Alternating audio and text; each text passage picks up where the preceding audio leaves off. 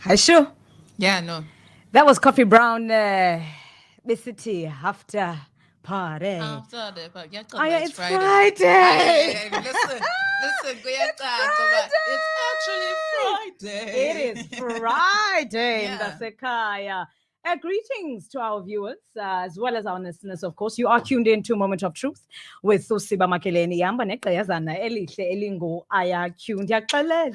You know what? Seslapha ngoku. Silapong. Seslapha, and we wouldn't be doing justice to our program if we did not take a look closer Yeah. in terms of what's making the headlines in our Yeah. news. Take What? a look at the items which made the news and some of our analysis of the stories. Yeah. Asike siqale apho manayo. Masi. Ku-Friday mos, ne? Friday. Kumandi. Kumandi. Eish, Let's kumandi, go kumandi, to kumandi. it. Listen, Mm. so the Real Housewives of Durban, Mabusi is not holding back in season 2. Okay. Whenever Mabusi's name is mentioned, you can't help but smile and have a sense of pride, especially Yeah. when witnessing how far she's come on the show. Mm. And we all know that it hasn't been an easy one for Umabusi, but through all the misunderstandings, she has had the other woman on the show. She's managed to rise above the drama and Yeah. win the favor Yeah. of many, many viewers. I know I love me some Mabusi. Mm. So we learned that she was returning for season 2 on The Real Housewives of Durban. Yeah. We could not contain our excitement. The underdog is back, and this time around, She's coming back. for everything. Yes, she's back. I love her. Absolutely love her. So we have got Tiana again, Mabusi, to share her experience, right? Okay. Of course, she is deemed as one of the sassiest and most fabulous and most dramatic in reality shows in Showmax history, rather. Are you taken by surprise at the love and the positive feedback viewers have for you? She was asked. I am very surprised, especially at how relatable they think I am.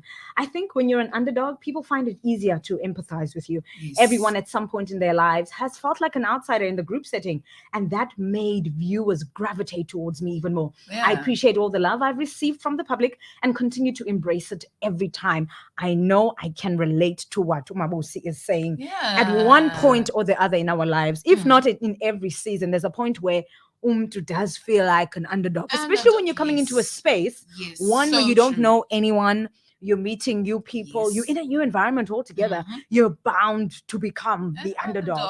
So I'm here for reality shows being relatable, man.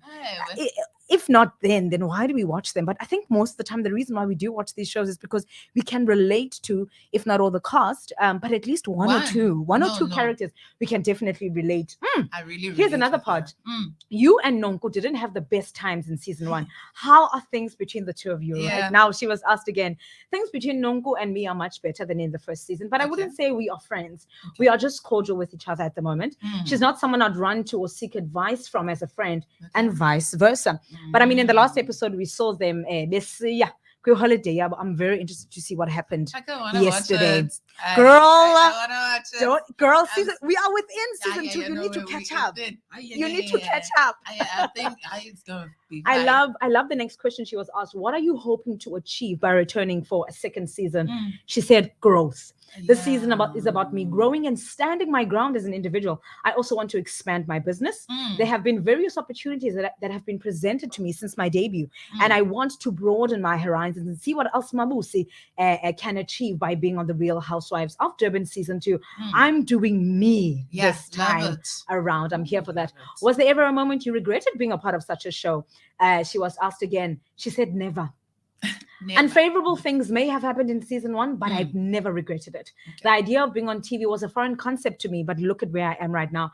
I strongly believe that this was a part of God's plan, and I learned to grab the opportunity with both hands and run. Listen, I know I love me some Mabusi. Me too. Listen. Yeah, she's my babe. And finally, her friendship that has since developed with Ulakongo. How's that going for the both of you? She was asked.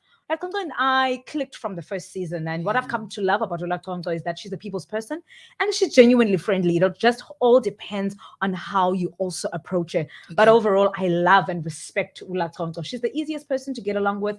She's the only one who accepted me for who I am. Ulakongo is not interested rather in who I'm associated with or what I have. She sees me as a person, which I appreciate so much. She also appreciates that I'm not into her personal business as well.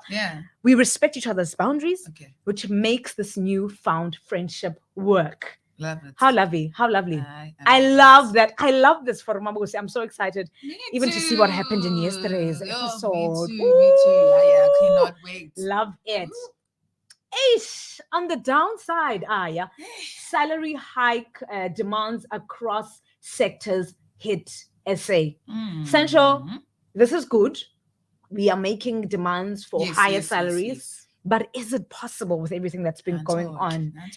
A probable winter of discontent is looming as wage negotiations begin in various sectors where workers are demanding high increases while employers are pleading poverty.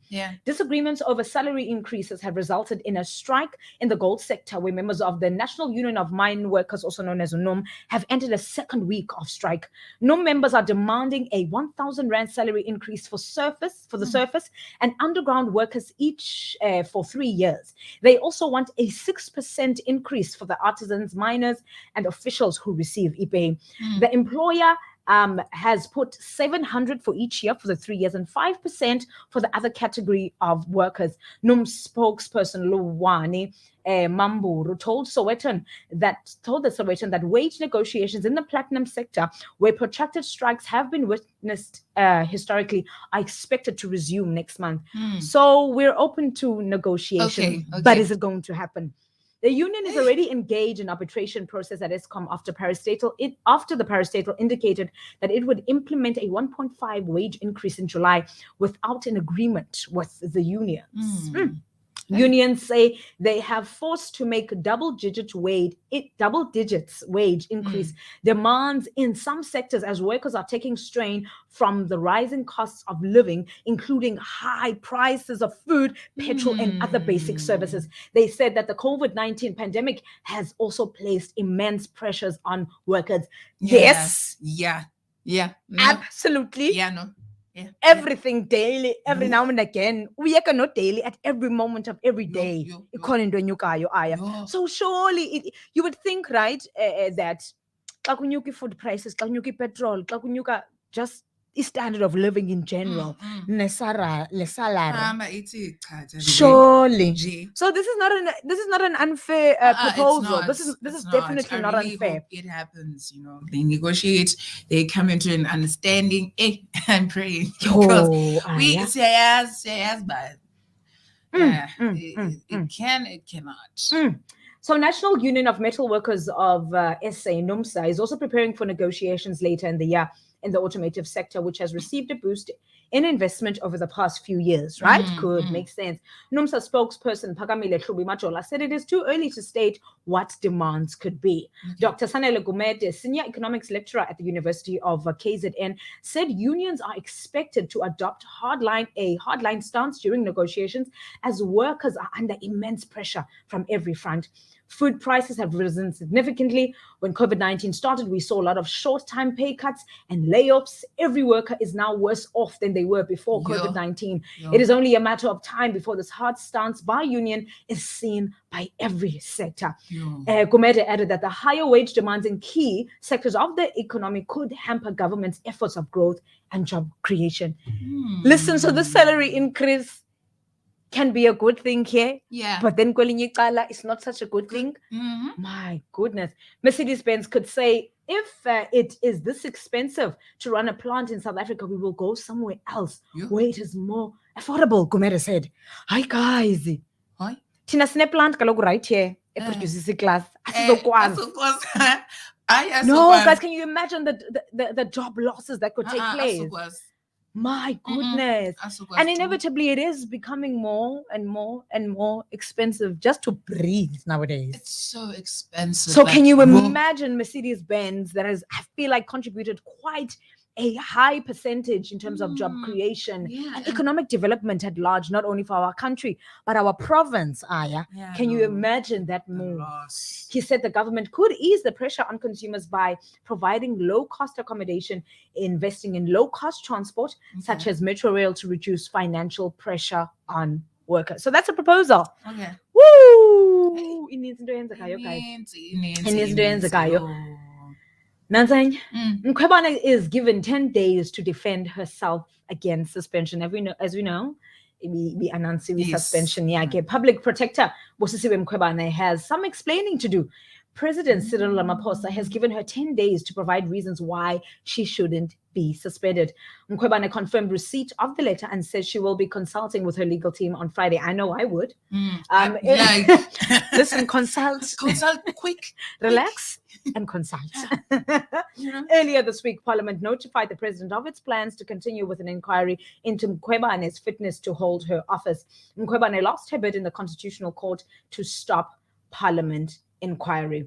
I know I want to stay close to the story. No, me too. Definitely want to stay close to the story. See what happens when once she grabs that opportunity to, in fact, defend herself. See what she has to say based on the findings that led her to be suspended in the first place. So I'm definitely looking forward to that. But guys, an entire public protector, central protector of the public. Where is this country going? Where is this country Nothing going? shocks me anymore. My goodness. SA faces growing inflation and food price spikes in wake of the Russia-Ukraine war. Two top economists. Analysts predict that the conflict will have myriad unhappy consequences for SA's embattled economy. Here's what to expect. We are 3 weeks into the Russia-Ukraine conflict, and already its impact is being felt in South Africa. In the past 2 weeks, South Africa has experienced the first major load shedding for 2022. With Eskom stating its emergency diesel supply needed to keep turbines running, we will soon be unaffordable. Imagine the average Brent crude oil price has also increased during this period. Rising oil prices have increased local fuel prices significantly. Petrol prices have risen to 21 Rand 60 a litre and could rise further by another 2 Rand in April 2022. Everything is rising.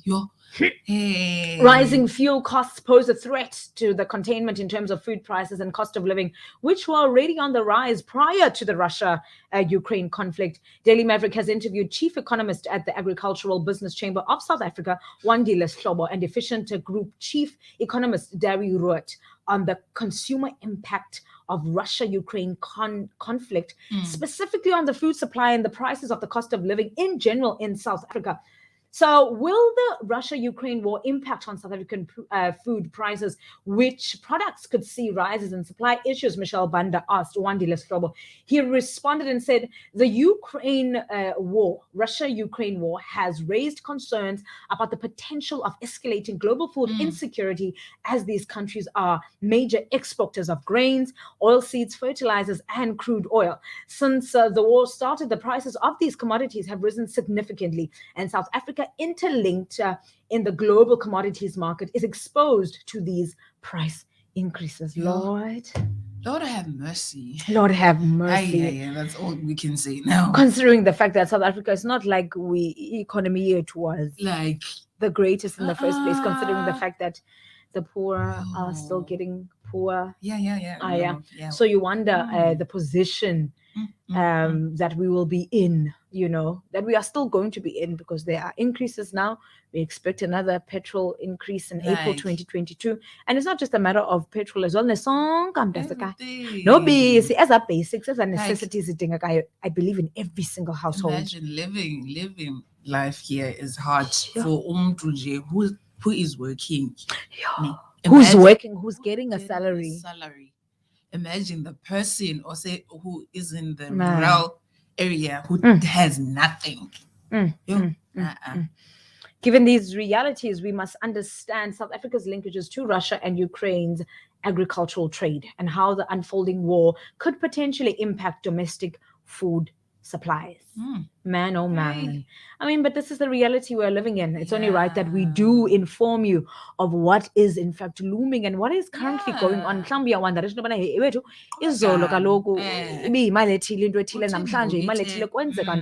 You must know that the Russia war, Ukraine, as far as it may be physically, but it affects every single one of us, one way or the other.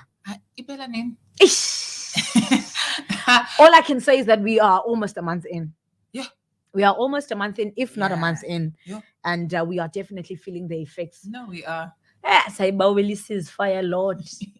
Seize the fire, Lord. Eish. And lastly, before we wrap up our current affairs, bus strike looming for Easter weekend. Njani? Njani nge-Easter? Sifuna ugoduka kaloku. Hayi, njani? Sifuna And ugoduka. batargete Le kanye, kanye. abantu bayagoduka. Izawuba. Okay. Surely there's something we need to pick up from this Excessive. potential. A potentially crippling strike in the bus sector is planned for the busy Easter weekend as wage increase negotiations between workers and employer associations collapse. Listen, as much as we were talking about mine workers and the automotive sector, it's the ezinye sector that will rightfully so demand that wage increase. A third round of wage negotiations in the SA Road Passenger Bargaining Council failed on Monday as union demanded a double-digit again. Double-digit wage increase rather, while employers made a final 3% offer. Sithi sifune double-digit. Yeah. Double-digit, uthi 10 plus. Double-digit numbers ezithu. So 10 plus. Ngoku zithi employers made a final 3% offer. Double.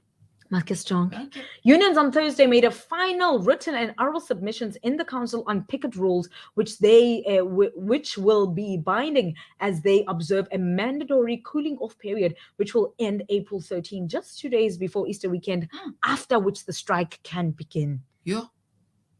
SA Transport and Allied Workers Union, SATAU, Passenger Bus National Coordinator Solomon Mahlangu said employers have failed to come to the party in negotiations, leaving workers with no other option. Mahlangu said the offer from employers was an insult to the workers who have for the past 2 years accepted increases which were below the inflation rate and did not factor in benefits and allowances. So we already have the certificate of a non-resolution which permits us to strike. So it's happening. Unless something changes between now and then. The adoption of the picketing rules are just logistics to ensure that the strike is manageable and peaceful, Mahlangu said. He said the worker negotiators were still available if the employees are willing to resolve the dispute.